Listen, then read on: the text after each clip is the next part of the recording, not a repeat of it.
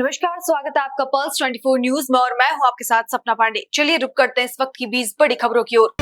गुजरात के बनासकांठा के जीसी में पटाखा फैक्ट्री में धमाके के बाद लगी भीषण आग, 7 लोगों की जलकर मौत। रेप केस में पादरी विजेंदर सिंह को उम्र कैद की सजा, मोहाली की अदालत का फैसला। वक्फ संशोधन विधेयक पर बोडोलैंड प्रादेशिक परिषद के मुख्य कार्यकारी सदस्य प्रमोद बोरो ने कहा, विभिन्न दलों की अलग अलग राय है, मैं इस मुद्दे पर टिप्पणी नहीं करना चाहता। See, the different party have their different opinions. When there is a process in the nation where the national leadership thinking one particular agenda, we have to see it, whether it is effective or not, whether it is for the people or not. And today I won't comment on this issue because it is a sensitive issue.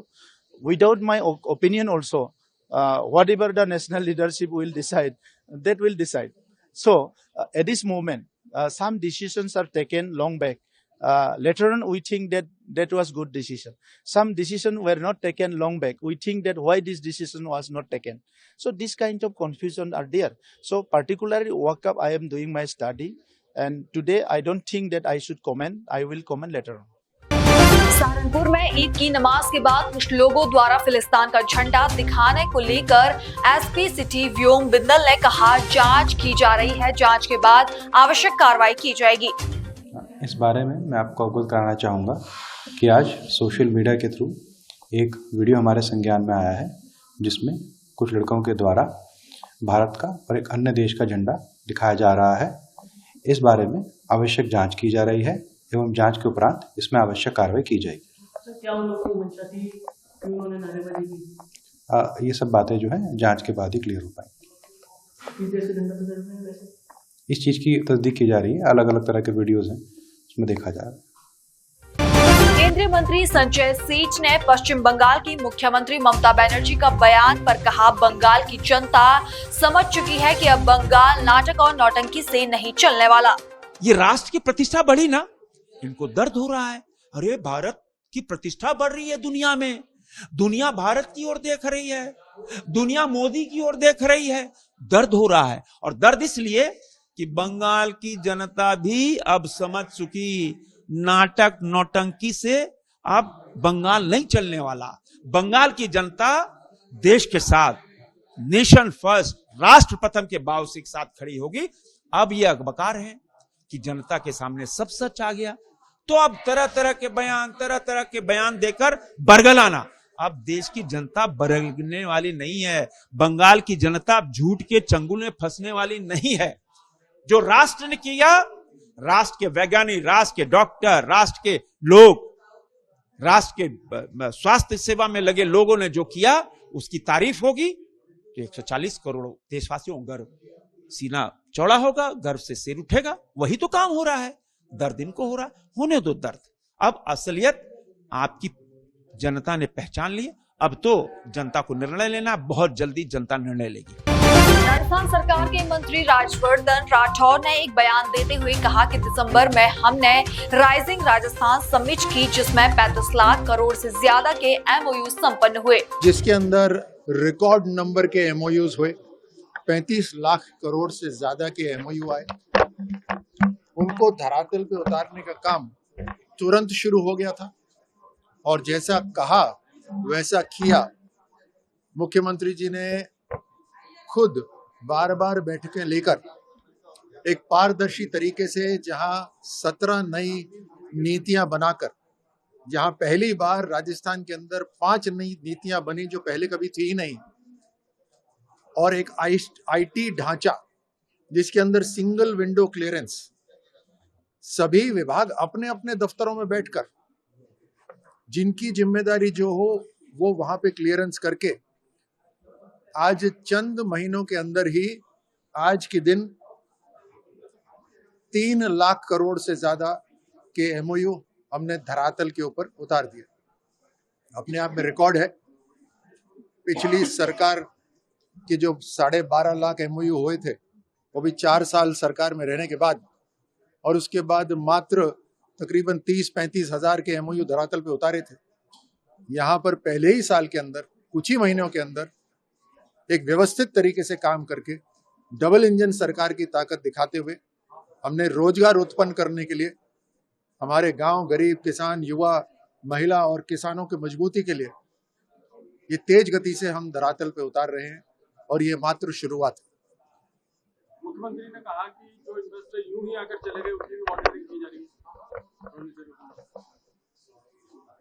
जो ढांचा, IT का ढांचा हमने बनाया है और आज एक मोबाइल ऐप भी लॉन्च हुई है, उसके माध्यम से न केवल सरकार के अधिकारी हर एमओयू के ऊपर नजर रख सकते हैं, साथ साथ मुख्यमंत्री, सभी मंत्रीगण और खास तौर से जो आज तक नहीं होता था, जिसने एमओयू करा, जो उद्योगपति हैं, जो सर्विस इंडस्ट्री वाले हैं, वो भी अपने एमओयू की ट्रैकिंग कर सकते हैं बिना घर से निकले हुए। इस तरह की पारदर्शिता कभी नहीं हुई थी। ये हमारी सरकार ने इसको सच करके दिखाया है। किसान नेता सरवन सिंह पंडेर ने मंत्री कुलदीप सिंह धालीवाल के आवास के बाहर धरने पर बैठने को लेकर कहा, भगवंत मान सरकार ने शंभू और खनौरी बॉर्डर पर जो किया यह उसका नतीजा है। आज हम लोग अमृतसर में कुलदीप सिंह जी धालीवाल जो कैबिनेट मिनिस्टर है पंजाब, उनके घर के सामने बहुत बड़ा, मेरे पीछे आप देख सकते हैं, किसान मजदूर माताएं बहनें उमड़ के आई हैं। ये भगवंत मान सरकार ने जो खनौरी और शंभू पर करा है उसका परिणाम है आज। तो जिस तरह से भगवंत मान सरकार ये दावे कर रही है कि हमारे साथ तो किसानों का कोई मुश्किल नहीं, ऐसा कुछ भी नहीं है। मैं कहता हूं पंजाब सरकार हो, अगर भाजपा की सरकार, इन दोनों में अब कोई फर्क नहीं है। हम अगर आम आदमी पार्टी के खिलाफ भी प्रदर्शन करेंगे तो भाजपा का ही समझा जाए, क्योंकि गठजोड़ हो चुका, हमें तो कोई इसमें ऐसा नहीं लगता। अगर भगवंत मान जी या अमन अरोड़ा कहते हैं कि हमारा तो कोई लेना नहीं, हम तो किसानों को खुश कर रहे हैं, तो क्या ये जो नशाबंदी 3 साल तक नहीं हुई, दसियों हजार पंजाब के युवा नशे में मर गए, क्या उसको विकास बोल रही है भगवंत मान जी या अमन अरोड़ा जी? बेरोजगारी सबसे ज्यादा चरम सीमा पर है। पिछले साल धान पूरा पंजाब की मंडियों में जिस तरह से बुरी तरह से रुला, वो भी है। इनकी एक मैडम कैबिनेट मिनिस्टर सी, वो कहती थी चुटकी में हम लोग एमएसपी दे देंगे। खुद स्वयं इनकी बाइटें हैं, स्वयं मुख्यमंत्री की भी, हम एमएसपी अपना रेवेन्यू बढ़ाएंगे और अपने फंड से किसानों को देंगे। और 6 फसलों पर बोलते थे एमएसपी देंगे, उनका क्या बना? पराली का संकट का हल करेंगे, उनका क्या बना? अभी तक 3 सालों में खेती नीति का ऐलान नहीं कर सके, उनका क्या बना? क्या रेत माफिया खत्म हो गया? आज चलिए मेरे साथ रावी में रेत माफिया चल रहा, माइनिंग माफिया के साथ साथ केबल माफिया खत्म हो गया, क्या ट्रांसपोर्ट माफिया खत्म हो गया? सभी माफिया पंजाब में, लॉ एंड ऑर्डर इनसे संभला नहीं जा रहा। और जिस तरह से अमन अरोड़ा जी इस तरह उंगली उठा के हमें धमकाने का यत्न करते हैं, हम डरने वाले नहीं अमन अरोड़ा जी। सुखबीर बादल भी इस तरह से उंगली उठाते थे, बोलते थे 25 साल राज करना, देखो कहाँ गया। आमिर खान की दोनों एक्स वाइफ किरण राव और रीना दत्ता ने एक साथ मनाई ईद। दोनों ने आमिर की मां जीनत हुसैन के घर पर मनाई ईद। स्कूल चलो अभियान का हुआ शुभारंभ, सीएम योगी ने किया शुभारंभ, बोले बेसिक शिक्षा सुधरी तो दुरुस्त होगी आगे की राह। नागपुर में एक पति दूसरी महिलाओं की अश्लील वीडियो बनाकर उन्हें करता था ब्लैकमेल, पत्नी ने पहुंचाया जेल। नोएडा सेक्टर 18 के एक बिल्डिंग में लगी भीषण आग, मौके पर पहुंची फायर ब्रिगेड की टीम, लोगों ने बिल्डिंग से कूदकर बचाई अपनी जान। अरविंद केजरीवाल आज से रहेंगे पंजाब के 2 दिन के दौरे पर। वे आज लुधियाना में कार्यकर्ता सम्मेलन में भी लेंगे भाग। सलमान खान की फिल्म सिकंदर ने 2 दिन में कमाए 50 करोड़, कल ईद के दिन फिल्म ने कमाए 29 करोड़। मुजफ्फरनगर में पत्नी ने अपने पति को कॉफी में मिलाकर पिलाया जहर, पति को मेरठ के अस्पताल में कराया भर्ती, पत्नी के अफेयर को लेकर होता था झगड़ा। अब फ्री में ही बना सकेंगे घिबली इमेज, ओपन एआई के सीईओ सैम ऑल्टमैन ने किया ऐलान। देहरादून जिले के मियांवाला का नाम अब होगा रामजीवाला, उत्तराखंड की सरकार ने लिया फैसला। लोगों को लंबे समय से प्रतीक्षा थी कि वहाँ के नाम वहाँ की जनभावनाओं के अनुरूप होना चाहिए, वहाँ की संस्कृति के अनुरूप होना चाहिए, वहाँ के जो हमारी संस्कृति है उसके अनुरूप होने चाहिए। साथ ही जो हमारे उन क्षेत्रों के महापुरुष रहे हैं या उनका उस क्षेत्र में उस प्रकार की संस्कृति में योगदान रहा है, ऐसे नाम, और राज्य का जो हमारा स्वरूप है देवभूमि, देवभूमि के अनुरूप होने चाहिए, तो लोगों की जनभावनाओं के अनुरूप सभी के जो सुझाव आए थे उसके अनुरूप इन नामों की घोषणा की गई है, जिसका लोगों ने स्वागत किया है। मध्य प्रदेश सरकार द्वारा धार्मिक शहरों में शराब पर प्रतिबंध लगाने पर राज्य के कैबिनेट मंत्री विश्वास सारंग ने कहा, कुल 19 शहरों में यह प्रतिबंध लागू किया गया है क्योंकि वहां पर बड़ी संख्या में देश विदेश के भक्त आते हैं, इसलिए ऐसे स्थानों पर शराब बंदी की घोषणा की। और ऐतिहासिक पृष्ठभूमि के हैं, उनमें आज से शराबबंदी शुरू हो गई है। उज्जैन, ओमकारेश्वर, महेश्वर,